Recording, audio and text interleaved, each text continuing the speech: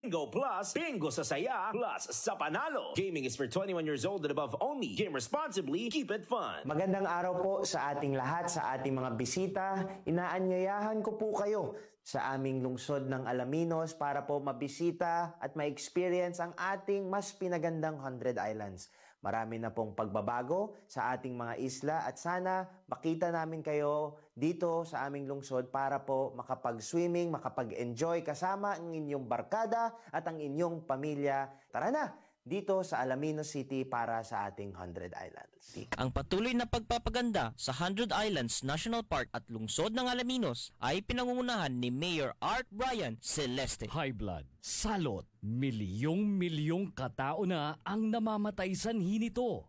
Kaibigan, baka ikaw na ang susunod. Ni Mrs. Flor de Lisa Barbosa, ti Rosario, Santiago City. Agtawenak ti 63. Manungatawan nga aglutluto ako, tada karindiryak. Mariknak agpipikal. Ti imimak iso nga nangagak ti radyo, dato'y agas nga pao di arko. Pinadas ko. Mayat ti epekto na. Duti food supplement nga napadpadasa ko. Awan ti epekto na. Dato'y pao di arko, idi nagtumarak, manungal daw lang, han nga agpipikil ti imakon. Awisen kay nga mangpadas, tapno maikatmat, dagita rik-rik na inyo, saksakitin nyo. Kaya kaibigan, buhay mo'y ingatan. Mag-Aldrich Pau di Arco Herbal Capsule na para kalusugan mo ay garantisado. Hoy mga suki, hanap nyo ba ay mga murang bilihin, malinis at sariwang pagkain sa pang-araw-araw at handaan tuwing may okasyon? May suggestion kami sa iyo.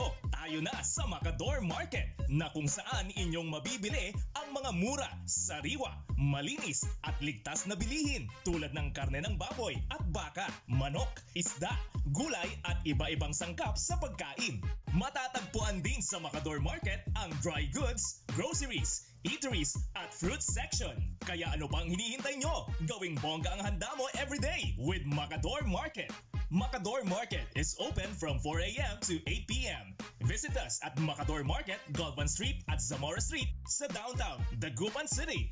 What's up, Pilipinas? What's up, Pilipino? Sana diretso ang araw mo na payapa, tahimik at maunlad. Tara, sali ka na sa programang may usapang pangkapayapaan, usapang pangkaunlaran sa Up Pilipinas. Usapang pangkapayapaan, usapang pangkaunlaran Pilipinas. Kasali ang lahat sa kwentuhang pambayan. Live na live sa DWIZ Manila. Live din sa Aliw 23 Free TV. At pwedeng i-follow sa lahat ng DWIZ Facebook, YouTube. At pwede ring mapanood sa DWIZ News app.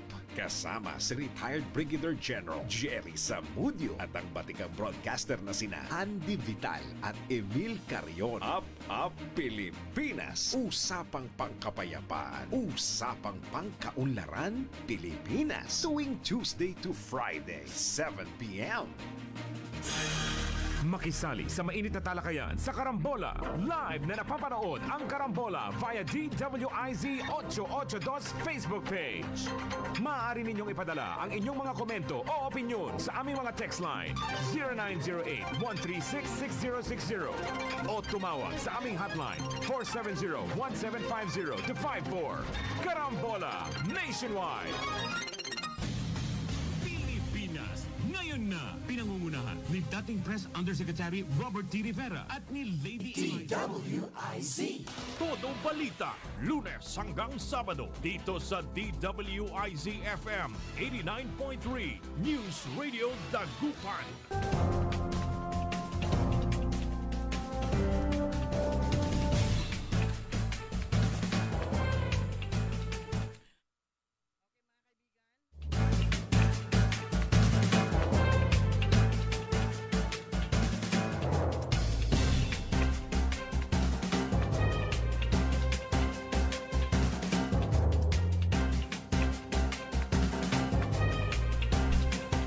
Okay mga kaibigan, oras po natin ganap ng alas 5:31 at thank you very much Pinoy Gising. Pahirap na sitwasyon natin. Hindi tayo nagigising. Okay mga kaibigan, nasa ikalawang bahagi na po tayo ng ating programang Todo Balita at Komentaryo. At pansamantala nga, si Pinoy Gising muna naghatid sa inyo ng ating mga pambansang mga balita. So dadako na po tayo sa ating mga lokal na balita. Ako po si Susan Valdez daw. Latest update mula sa COMELEC. Actually, anong araw na ngayon?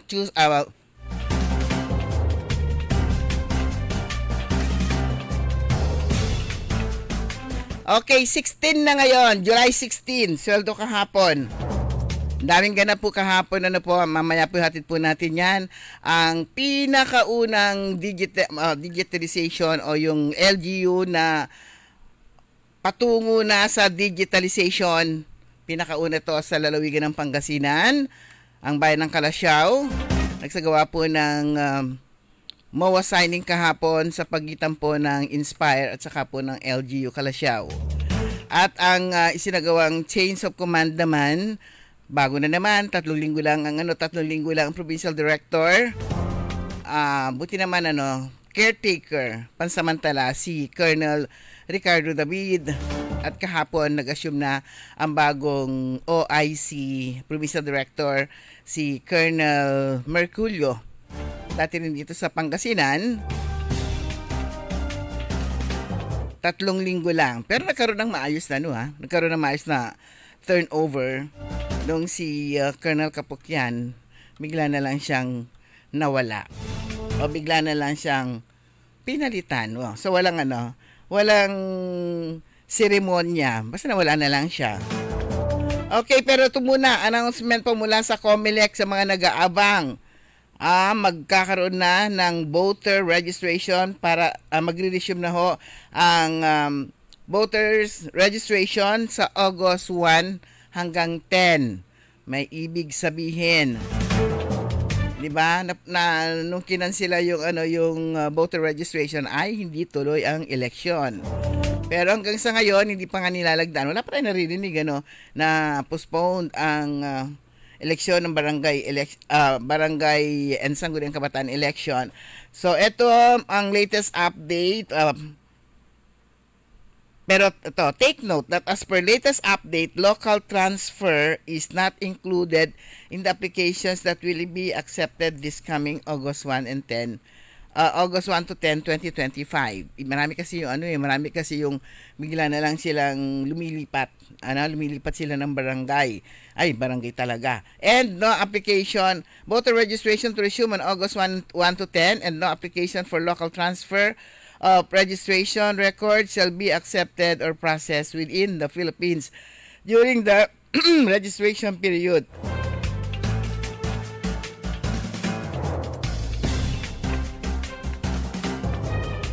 Ito nga po, na-reschedule na ni-resume na ang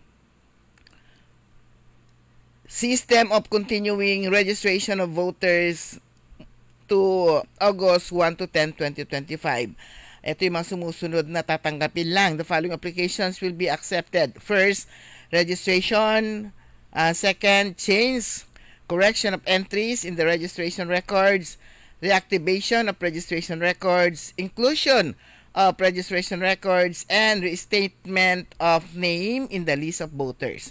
Transfer of registration records from foreign service posts to local. Ayan. At yung updating of records of PWD, senior citizens, and members of IP and ICC. Yun lang. Hindi po kasama yung yung local transfer. Maglilipat ka.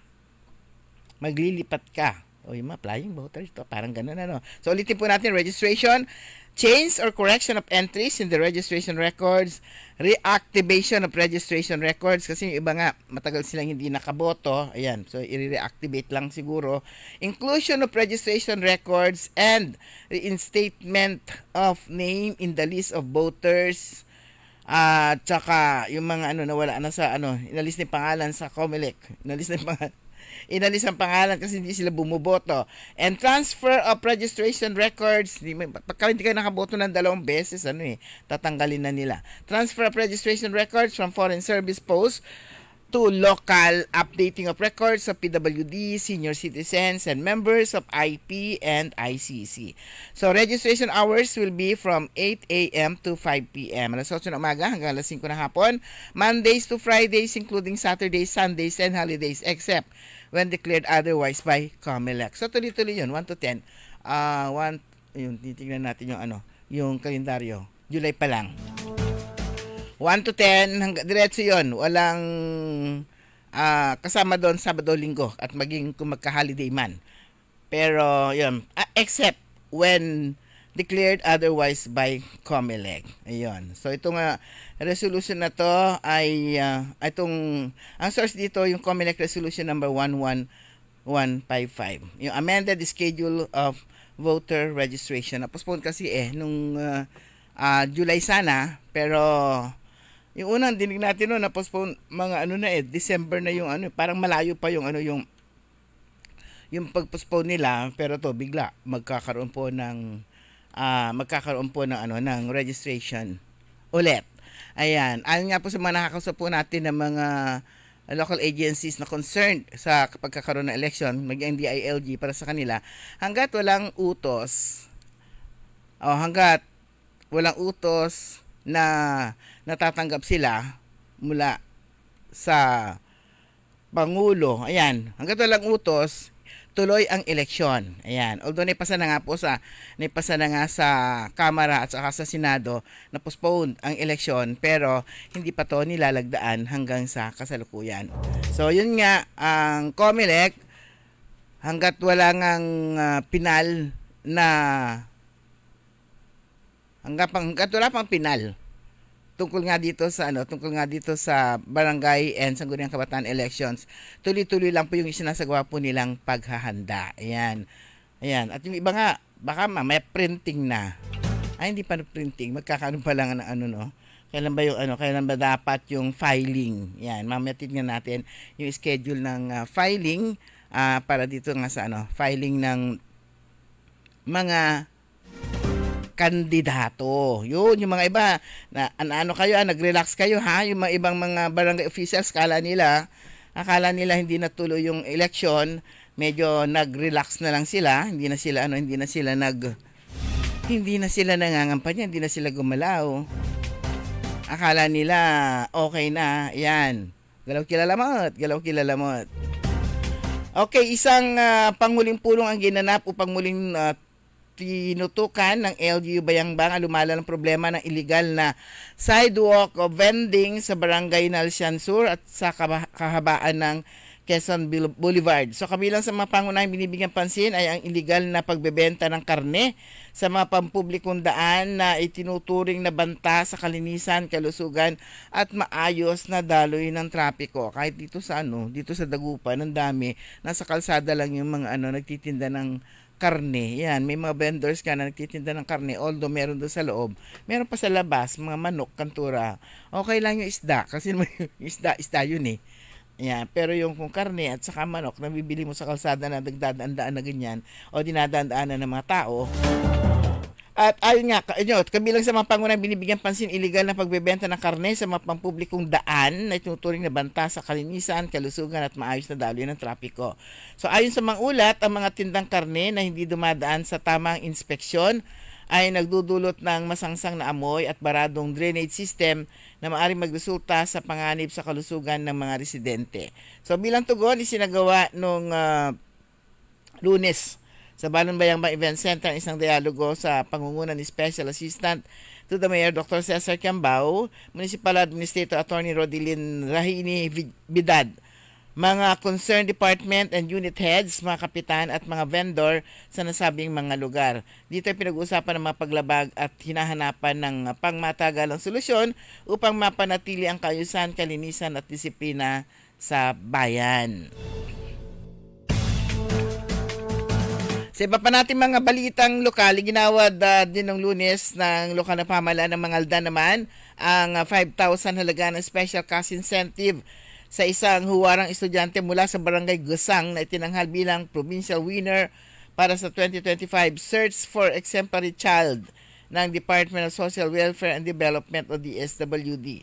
Sa pinangunahan nito ni Mayor Bona Parayno, katuwang ang mga opisyal ng Sangguniang Bayan ang paggawad ng parangal para sa grade 7 student na si Misha M. Santos na kasalukuyan nag-aaral sa Mangaldan National High School, Special Science, Technology and Engineering o STE program. Kaysa rin sa pamamahagi ang Municipal Social Welfare and Development Office sa pamumuno ni Rowena C. de Guzman at Municipal Link Project Coordinators mula sa DSWD. Sa naging mensahe ni unang alkalde, hiniling niya sa mga iba pang mag-aaral na maging katulad ni Misha na sa kabila ng kahirapan ay hindi ito naging hadlang para ipagpatuloy niya ang kanyang pag-aaral at pag-abot sa kanyang mga pangarap. Si Misha ay isa rin sa mga bagong scholar ng munisipyo na kasalukuyang tumatanggap ng 1,200 stipend kada buwan na malaking tulong din bilang karagdagang pantustos sa kanyang pag-aaral. Sa Mangaldan kasi yung mga scholars nila dyan, elementary at saka high school. Yun, kakaiba yung kanilang scholarship program dyan, mga elementary at high school. Hindi ko alam kasi yung last na during the time of Mayor Lambino, ang binibigyan nila ng scholarship grant ay mga high school at saka mga elementarya. Iba naman yung tama rin naman. Kasi naman kapag ka-college ka na, kapag ka-high school ka na, bagamat libre ang kung papasok ka sa mga pampublikong paaralan o hindi man private o pampublikong paaralan, gagastos ka pa rin ng mangailangan ka pa rin ng panggastos mo sa araw-araw, pagkain, pamasahe, pang project. Katulad din po yung mga yung mga scholars ng Pangasinan Polytechnic College na mahigit 40 yung sinasabi ng presidente na hindi na nagpatuloy, yun nga dahil nga sa yung pang-araw-araw na gastusin ang hindi kinaya nitong mga estudyante. Pero yung slot open pa rin sa kanila. Pwede silang bumalik. Kaya riyan danima slot. Sa kanila pa rin yung slot na yon. Unlike yung iba kapag ka nag-graduate or tumigil na bakante yung slot, pipil up pa nila. Pero yon pa rin sa kanila. Pwede silang bumalik anytime. Scholar pa rin sila kapag handa na sila. Okay, bilis po na oras natin. Ganap na pong 5:44. Kahapon nga po nagsagawa ng MOA signing ang LGU Calasiao at ang Inspire. Teka muna, yung tingnan natin para sigurado kung ano yung Inspire na yon. Yan. Ito yung nagbigay daan para maging total digital. Parang digital hub na ang bayan ng Calasiao, pero mamaya po natin yan tatalakayin. Pagkatapos na ang ilang paalala, oras po natin ganap na 5:44. DWIZ. Ladies and gentlemen, the new face of your favorite resto bar in Dagupan City. The original party place in town. The Music Warehouse Club Dagupan City. No need to go to Manila's top bars like Silo and BSK Club. Dagupan has it all. Fully air-conditioned with free entrance, free parking, and restrooms for all. Doors open at 7 p.m. Do well, live well, and dress really well. Find us at Paris Street, Barangay Pogo, Chico. Contact us at 075-522-2617. Reserve your tables now. High blood, salot, milyong katao na ang namamatay sanhi nito. Kaibigan, baka ikaw na ang susunod. Ako ay si Maria Lunag ng Cordon Isabela, 16 years old. Yung asawa ko may diabetes, cholesterol, may high blood. Narinig ko sa radyo, mabisa daw yung powder capsule. Bumili ako, pinainom ko sa asawa ko. Gumaling siya at lumakas. Kayo mga kabarangay ko, gumamit na kayo ng capsule. Kalusugan mo garantisado. Kaya kaibigan, buhay mo'y ingatan. Mag Aldrich Pau de Arco Herbal Capsule na para kalusugan mo ay garantisado. Hoy mga suki, hanap nyo ba ay mga murang bilihin, malinis at sariwang pagkain sa pang-araw-araw at handaan tuwing may okasyon? May suggestion kami sa iyo. Tayo na sa Macador Market na kung saan inyong mabibili ang mga mura, sariwa, malinis at ligtas na bilihin tulad ng karne ng baboy at baka, manok, isda, gulay at iba-ibang sangkap sa pagkain. Matatagpuan din sa Macador Market ang dry goods, groceries, eateries at fruit section. Kaya ano pang hinihintay nyo? Gawing bongga ang handa mo everyday with Macador Market. Macador Market is open from 4 a.m. to 8 p.m.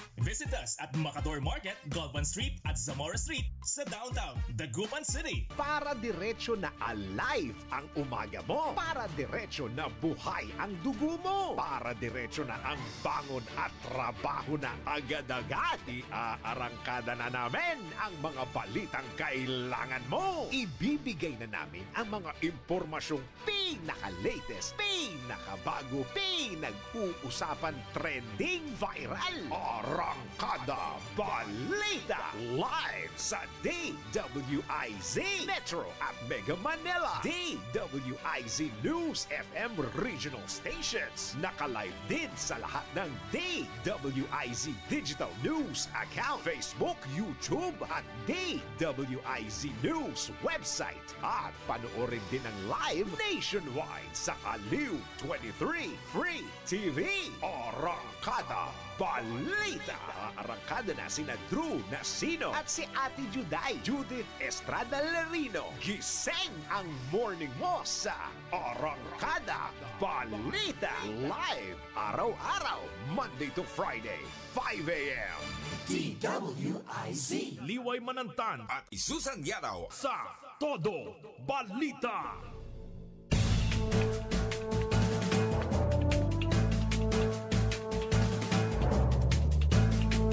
Okay mga kaibigan, alas 5:48, tuloy po ating programa ang Todo Balita at Komentaryo. Siyempre po, kasama niyo pa rin po Susan Valdez daw. Kanina nga naiwanan nga natin itong tungkol nga po sa isinagawang MOA signing ng LGU LGU Calasiao, headed by Mayor Patrick Karamat at ng Inspire Solution. Ayun, hindi ko nakuha yung ano nito. Inspire Solution, headed by their CEO naman, at dumating lahat ng kanilang mga staff at saka mga executive doon para magbigay ng briefing tungkol nga dito sa pinaplanong pag-implement nga ng digitalization sa munisipalidad ng Calasiao. Alam naman po natin, sabi nga, 3 linggo pa lang siya, halos 3 linggo pa lang, di ba? So, 1, 2, 3. Yan, 1, 2, 3 pa lang. 3 linggo pa lang mula nang mag-assume itong si Mayor Patrick. Pero itong kanyang nais ipa-implement ay napakaganda. Parang makikita mo talaga yung parang nalampasan niya yung kanyang nanay na si Mayora Maya Karamat, na alam naman po natin na parang nagkaroon din ng parang napakalaking improvement po sa bayan ng Calasiao nang siya ay maupo. Pero ito, pinagpapatuloy niya at mukhang palalampasan niya. Pero i-play na lang natin siguro yung i-play na lang natin yung interview. Ready na? Ayan, si Mayor Patrick Karamat pagkatapos po ng isinagawang seremonya ng MOA signing doon po mismo sa kanila resort dyan sa bayan ng Calasiao. Well, unang-una sa lahat, gusto ko po kayong batiin ng isang mapagpalang umaga sa ating lahat, sa lahat po ng mga tagapaginig po natin sa iba't ibang radio agency. And sa lahat po ng mga nandito po ngayon na friends from the media, gusto ko po kayong batiin ng isang mapagpalang umaga. Yes, as we all know, 3 weeks upon my assumption, inuna po natin yung sinasabi po nating digitalization. As you have heard from my inaugural speech, when I was, during the day of my inauguration, we are already skipping the road to modernization. But now, gusto po natin i-implement yung road to digitalization. Alam po naman natin, ito po ay isang nakikita kong bagong solusyon, makabagong solusyon na kung saan through digitalization, we get to serve people better. we get to know a lot of statistics, a lot of figures. By this implementation of management system, mapapaayos po natin yung pagbibigay po ng serbisyo publiko ng mas mainam at mas mabilis at mas epektibo. So kailangan po talaga, we cannot continue as an organization or institution without a system. Okay. So dahilan din po ba, Mayor, dahil kayo bata pa po, alam po natin yung pagbabago pagdating sa teknolohiya po natin, di po ba? So parang sumasabay po ba tayo? Well, again, sabi ko nga po sa aking inauguration, my age is not a rubber stamp sa aking paninilbihan bilang isang mayor. Siguro gagawin ko pong asset. Tulad nga, gaya nga po ng sabi po ninyo, nang makakaisip lang po siguro is yung mga lahat naman po may isipan ito. Eventually, we are going to shift into digitalization. Siguro napansin po natin na kaya po natin gawin. Narinig niyo po kanina ang CEO ng isang kumpanya na naniwala at nagtiwala po ng kanilang management system dito po sa bayan ng Kalasyaw. Nakita niya po ang ating vision at I am very glad na may nakapansin po ng ating vision para sa ating lokal na pamahalaan. Mayor, ibig sabihin ba nito magiging paperless na lang mga transactions? Well, more than that. When I say road to digitalization, it's not mere of decreasing the use of papers. It's way more than paperless. Yes, magiging cost-effective na rin tayo, magiging cost-efficient tayo, mababawasan po natin ang mga paggawa ng paggamit ng mga papeles. Pero through this system, may yung interagency communication na din. Lahat po ng files and needed for that certain person, magkakaroon na po siya ng isang sa isang database. Lahat po ng national government agencies or mga department offices, makaka-access na yon. Hindi yung pag humingi ka ng tulong sa MHO, humingi ka ng tulong sa MSWD, humingi ka ng tulong sa mayor's office, iba-iba po yung interview, iba-iba po yung process. Ngayon, dahil may sistema na po tayo, kahit isa lang po mag-interview at nangailangan po siya ng services, meron na po siyang record. Di po ba? Mayor, sa ngayon po, dahil hindi naman po free po lahat ito po, may magkano pondo po na ilalaan po natin with this project natin? I'm sorry, I am very glad to say na dahil napaka-charming po ng inyong buting punong bayan, narinig nyo naman po, this is free of charge. They're going to have their deed of donation. So magkakaroon pa po kami ng deed of donation. So this system worth more than that. Costs roughly around 50 million for the starter package, pero hindi lang po one package yung binigay sa atin. So I believe these are 12 systems na mag-ooperate in the first 150 days. Mararamdaman po ninyo yung effectiveness or yung isang kagandahan ng digitalization. So, kailan po maging dry run po nito? Or mag-start? Well, starting July 17, we're going to start the process of digitalization, di ba? Although, syempre, phase by phase po tayo, uunahin muna natin ang ating munisipyo. So, sabi ko nga, yung systems po natin, kailangan ko muna ayusin yung sariling bakuran ko nang makapagsilbi po ako. So, nakikita kong isa sa pwede nating solusyonan na problema sa munisipyo ang ating organizational structure. So meron po tayong Prime HR and papalawakin po natin ang digitalization lalong-lalo na po sa social services. So sabi nga po tulad po ng gaya ng sabi ko po kanina na mas mapapabilis po ang pagbibigay ng ating public service pag meron tayong sistema. And also, nakita nyo rin po may digital archiving system po tayo wherein lahat ng mga records po natin sa munisipyo will all be having digital copy of it. Diba? So magkakaroon tayo ng sarili po nating cloud. Di ba? But the main goal, magkakaroon pa tayo ng another phase ni CBMS. Yun yung community-based management na down to the barangays. Diba? So unahin po natin yung munisipyo and then yung mga social services. Mayor, may risk ba ng hacking? Hindi po. Kasi po may sarili po tayong cloud and mag-create po tayo ng sarili po nating data privacy officer. Di po ba? So, itong mga risk for hacking, wala pong hacking dyan dahil may sarili pong cloud po tayo. Di po ba? Yun lang po, yung hindi kasama sa package because every year you have to pay that subscription.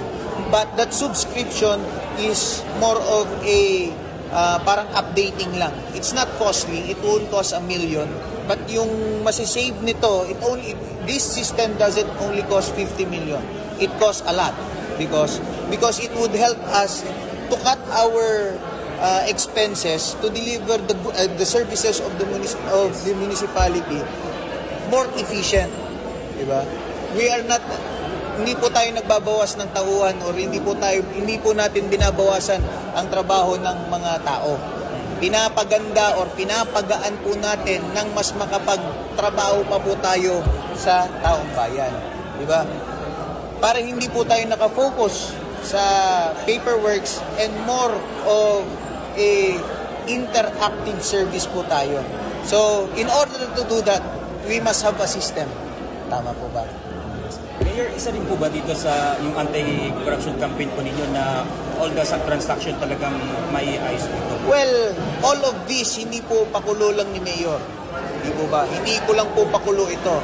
As you can see, a lot of national agencies are using this system. We have the PIDEA, Philippine Marine Corps, a lot of provincial government are using this. Diba? A lot of municipality and cities are doing this.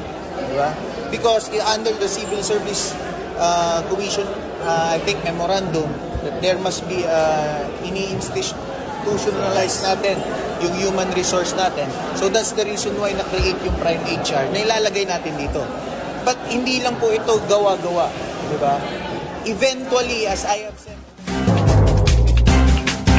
Okay, so bahagi po lamang yun ng pakikipanayan po kay Mayor Patrick Karamat. Kahapon nga po habang dinidiscuss nila itong tungkol dito sa digitalization na to, meron yung pumapasok sa isip ko, kasi nga kapag alam naman po natin, narinig natin kapag computer, lalong-lalo na yung mga may edad na kagaya po natin, paano kaya pag na-hack naman yung sistema, and ang gagaling po ng mga ang gagaling ng mga hacker. Pero yun, nasagot din, sabi gano'n, magkakaroon daw sila ng sariling cloud. Ayan, siguro yung cloud na to, yung parang naririnig na rin natin itong cloud na to, yung kapag kulang ka na space, yan, pero may bayad. Ayaw kung pareho pa rin yun na cloud na binabanggit po ni Mayor Karamat. At saka yung kung magiging paperless na to, ni-imagine kasi sa gobyerno, ang kakapal, kahit nakapilanggot lang yan na transaction, yung mga attachment na papel, ang dami. So parang kaya makikita mo yung mga chief executive officials, ang kakapal, ang dami-dami po nilang pinipirmahan. So hindi natin natanong kapag may pirma pa ba, pipirmahan pa ba nila? Siyempre wala na silang pipirmahan, kung ano yun. Yun ang hindi natin itanong. Required kasi ng COA itong kung ano mga pinapipirmahan. At naisip din natin baka mag-crash yung system. Pero yun nga, sabi nga nila, napakalaking halaga ng gugugulin dito sa road to digitalization na to, na ibibigay ng libre ng Inspire solution sa LGU Calasiao. So ibig sabihin, magiging digitalize ang bayan ng Calasiao, para daw mas mapadali ang lahat ng transaksyon, lahat ng serbisyo, walang matatanggal na empleyado. Yun yung mga naglalaro din sa isip ko habang pinakikinggan natin yun, kasi marami na pong technology ang nawalan po ng trabaho, katulad nga po yung gumagawa ng mga streamer, naging tarpaulin na. So sa machine na lahat. Maraming mga ginagawa ng mga talented na mga tao. Skills ito, pero halos parang hindi na siya masyadong ngayon. Kahit nga yung painting, di ba? Ang nagpe-paint na computer na rin. Ayun, at ang isa pang nakita natin na magiging problema dito, yung mga may edad na, kasi mga batang gagaling, ang dali nilang turuan, mabilis silang matuto sa technology. Yun nga mga kahapon, yung mga brief kahapon, mga bata, as in, young ones, hindi po mga bata na baby mga bata ngayon. Ang gagaling ng mga bata na amaze yung mga may edad na kagaya ko sa kanila. At ang husay nga nila, kaya kapag may problema ka sa cellphone, lapitan mo yung mga bata, ipagawa mo yung tingnan mo nga dito kung anong problema, maayos nila kaagad. So yun, ang problema dito, kung yung mga empleyado na may edad na, siguro mga 50, matamad na silang pag-aralan pa yung technology. Meron mga ganyan yung agdalagabay, ayaw na nilang pag-aralan, sumasakit ang ulo kapag pinag-uusapan na yung technology na yan. Pero sabi nga ni Mayor Patrick, hindi naman daw mahirap kasi hindi na sila gagawa ng program. Andun na, naka-install na, may sistema na, merong application, madali na lang sundan. Parang noong una, kapag yung ATM, kapag first time mo, parang hesitant mong gamitin, hindi mo alam kung paano pagpindot-pindot, pero once na natutunan mo na, madali na lang siya. So yun, at pati yung fear nga na mag-crash yung sistema, wala daw. So itong digitalization na to, ma-implement ito within 100 days. So nag-start siya July 14, sabi nga by November na siya, nagpa-function na siya at fully implement siya by December itong taon na to. Ayan, at sila yung pinakauna dito po sa lalawigan ng Pangasinan. At yun nga, sabi nga po ng CEO ng Inspire, sa Kalasyaw lang yon ibibigay dahil nakita nga po nila charming si Mayor Patrick Karamat. Ibig sabihin, napakaganda raw ng vision niya at dito lang niya naramdaman sa Kalasyaw yung pagiging visionary na isang mayor through ito nga pong road to digitalization. Okay mga kaibigan, wala na po tayong sapat na oras. Tabayanan po ninyo. Bukas po natin papatuloy itong dinidiscuss natin tungkol nga po dito sa bayan ng Kalasyaw. At yung isinagawang turnover ceremonies ng pagpapalit nga po ng provincial directors sa lalawigan ng Pangasinan. Nakasama po natin sa technical side si Ka Eli Garcia. Tabianan po ninyo susunod agad early in the morning. Makasama po ninyo si Karen Orly Navarro at sa ngalan po ni Karen Liway Iparagire. Ako po si Susan Valdesiada. Magandang umaga po sa inyo lahat. Sumain nyo ang Todo Balita, Lunes hanggang Sabado, dito sa DWIZ-FM 89.3 News Radio Dagupan. Nagbabalita, naglilingkod sa lahat ng Pilipino. Aliw Broadcasting Corporation. Noon hanggang ngayon, 73 taon sa Dagupan. 89.3 DWIZ. Nagbabalita ng tama,